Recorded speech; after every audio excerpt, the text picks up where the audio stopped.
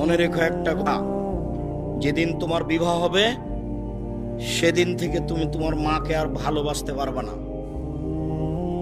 যেদিন বউ বাড়িতে আসবে সেদিনই তোমার মাকে আর তুমি ভালোবাসতে পারবে না। পরিস্থিতি তোমার উল্টে যাবে। দিন যত যাবে পরিবেশ তত জটিল হবে। এক সময়ে মনে হবে এই মাটির উপরে সবচেয়ে বড় শত্রু আমার মা।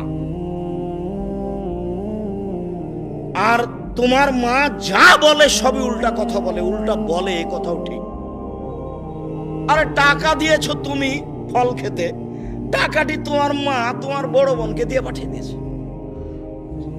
মা সেদিন যে টাকা দিলাম, ও টাকা খরচ হয়ে গেছে, কি করলেন? টাকা তোর বড় বোনকে দিয়ে দিয়েছি। আরে আমি আপনাকে ফল খেতে দিলাম, টাকা দিলাম ফল খাওয়ার জন্য, আর আপনি টাকা দিয়ে দিলেন মানে? অবাক।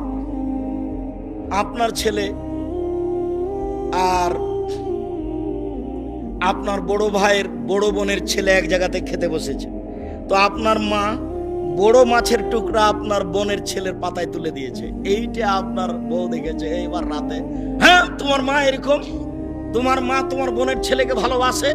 আমি রান্না করলাম কষ্ট করে, বড় মাছের টুকরাটা তোমার বোনের ছেলেকে দিয়ে দিল, আমি এগুলো সহ্য করতে পারি না। কত কি!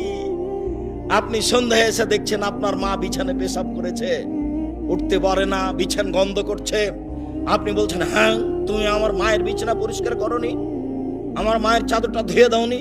তখন আপনার বউ বলছে, তোমার মাকে তুমি দেখো, তোমার মায়ের বিছানা তুমি পরিষ্কার করো।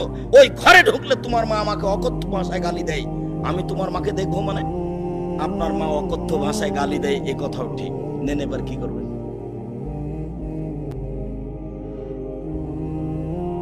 এত কিছু করার পরেও মা যে ঘরে থাকে সেই ঘরে তুমি জোরে হাঁটতে